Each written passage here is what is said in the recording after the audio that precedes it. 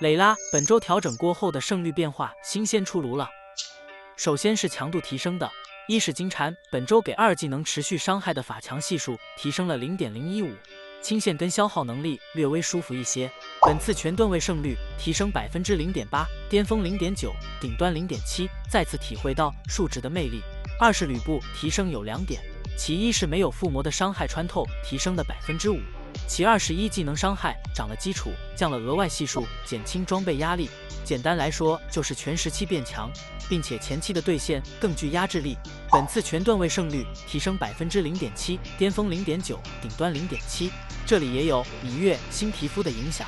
三是孙膑加速效果改为固定数值，然后全员加速的初始冷却也缩短一些，前期机动性得到享福升温。本次全段位胜率提升 0.6%， 巅峰 0.7， 顶端 0.1。 然后是强度下滑的，一是源流刺客大招的短暂无敌效果改为长一点点的霸体效果，无法再用大招躲掉关键伤害，生存能力降温。本次全段位胜率下降 2.7%， 巅峰 3.6， 顶端 2.3， 直接被一刀砍废。二是裴擒虎有增有削，动的东西比较多，属于典型的砍前保后平衡调整。本次全段位胜率下降 0.2%， 巅峰也是 0.2， 不过顶端反而提升1点。三是名刀司命动了无敌时间的增长，砍了触发名刀的攻速加成，双重降温。影响较大的是常用名刀的盘古，全段位胜率下降 0.5%， 巅峰 0.8， 顶端 1.4。还有一个孙权，全段位胜率下降 0.2%， 巅峰 0.5， 顶端 0.2。数值看着较少，但是非常显眼。因为本周上线了敖影新皮肤，涌入大量玩家，给其余射手发放了胜率大礼包。而本周胜率下降的射手嘛，只有孙权一位。接下来就是昨天上线的4款新皮肤，一是哪吒的魔丸哪吒，全排出场率来到 14.6%， 巅峰 23.8， 顶端 25.3， 也是一线英雄了。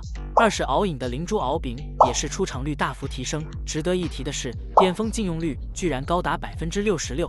三是凯的东海龙王敖光，则是出场率大幅提升之后，胜率几乎没啥影响。四是芈月的西海龙王敖润，出场率的提升相对较少，但却胜率下滑最多。受到他们的影响，全排胜率中元辅提升 0.6， 萌芽提升 0.6， 村长也是 0.6。其实本周也加强了幽影袖剑，属性换了个物理攻击，合成也更加平滑，并且隐身时新增 30% 的移速加成。受益人嘛是发育路英雄，但仙姬依旧很少看到有射手选择这件装备，并且本周也由于人气皮肤的上架，很难判断这次改动的具体影响。那么以上就是本周更新前后有明显胜率变化的英雄汇总了。我是小仙姬，喜欢就长按点赞支持一下吧。